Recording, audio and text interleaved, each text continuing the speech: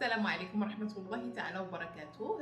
Bienvenue dans ce troisième module de la formation de coach en décoration d'intérieur.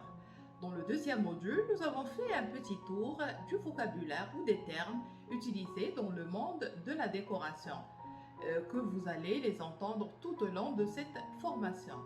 Maintenant, ces termes n'ayant plus de secret pour vous, nous allons passer dans ce module à l'étude des styles et des tendances. Pour que cette vidéo ne soit pas trop longue, je vais essayer de la partager en 3 sous-modules. Je vous souhaite un bon apprentissage. Assalamu alaikum wa rahmatullahi ta'ala wa barakatuh. La décoration intérieure est un domaine complexe composé de nombreux styles différents.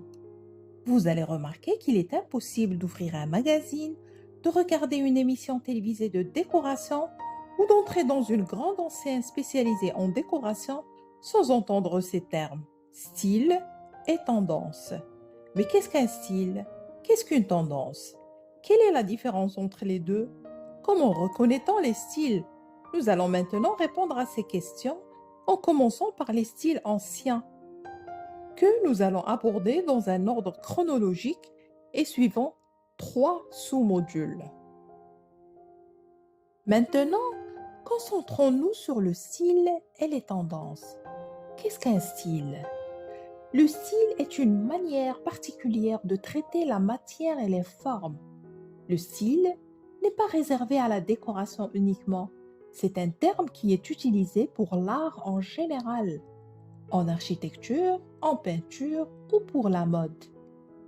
En ce qui concerne la décoration, le style permet de classer les éléments de mobilier selon des critères et par rapport à une époque.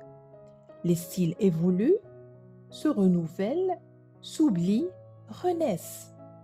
Il n'est pas rare de trouver certains éléments d'un style ancien dans un autre style récent. Qu'est-ce qu'une tendance? Une tendance donne une orientation générale sans objectif déterminé. La tendance est une idée qui peut définir un style.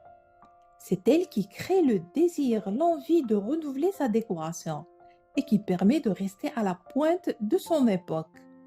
En effet, les grandes tendances sont incontournables pour être à la mode. Une tendance peut être un retour à un style, par exemple. Elle peut également recommander le mélange de plusieurs styles, comme par exemple combiner des tons naturels de style traditionnel avec des accessoires d'un style plus moderne. Les tendances changent à chaque saison, à chaque salon professionnel. Les styles et les tendances se suivent, mais ne se ressemblent pas. Le style perdure alors que la tendance est éphémère. Tout le monde est capable de citer un style, qu'il soit ancien ou moderne, mais une tendance fait souvent oublier la précédente.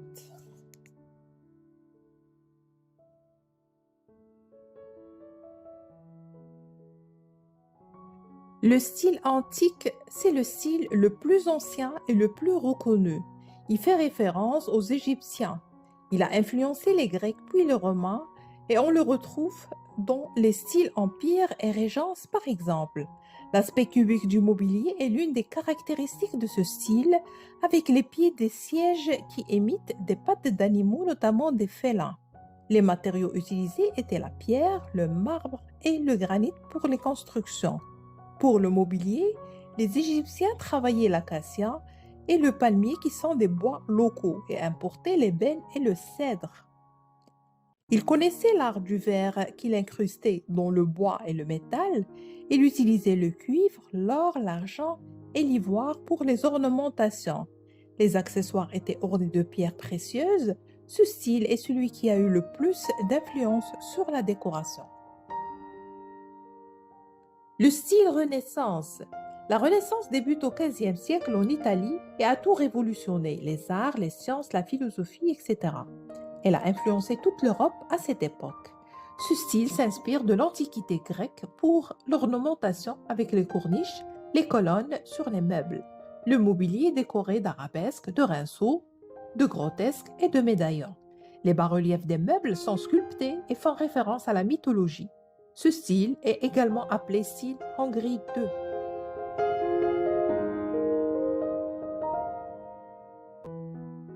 Les meubles typiques sont les coffres, le cabinet, le dressoir, les tables, les fauteuils en X et le buffet en gris 2.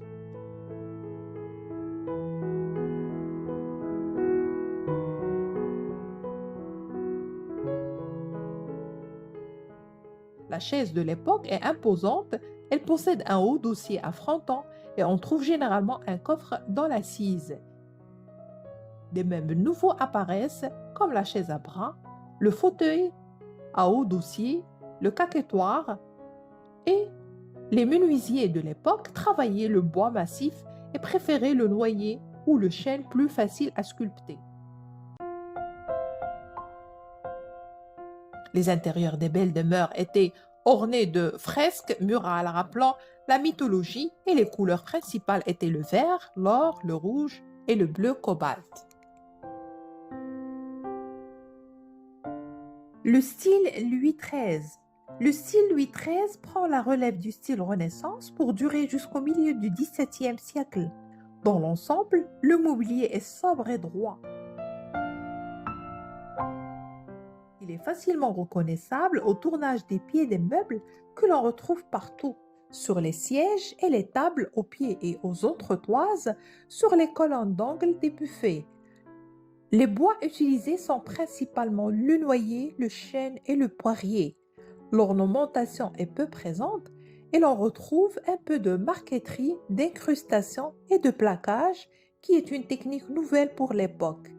Les meubles sont moins sculptés qu'avant et quand ils le sont, c'est fait simplement.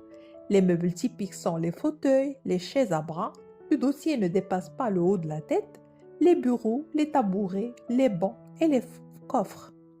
Le mobilier est sombre d'aspect.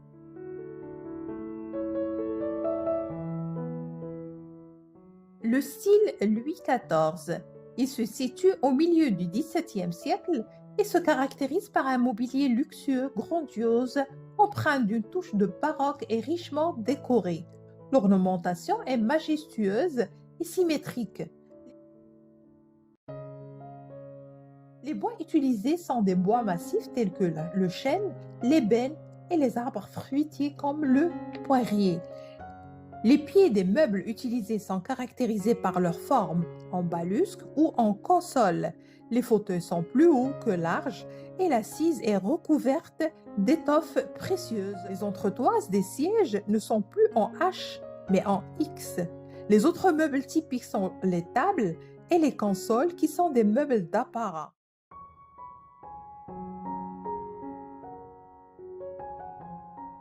Les cabinets deviennent des bureaux ou des meubles pour écrire. Le coffre est détrôné par la commode, très à la mode à cette époque. Elle se compose de 1, 2 ou 3 tiroirs et couverte d'une tablette généralement en marbre. Côté intérieur, le marbre remplace les tapisseries sur les murs et les sols sont faits en parquet de Versailles ou parquet point en gris. Ce style était royal, puissant et réservé à une élite.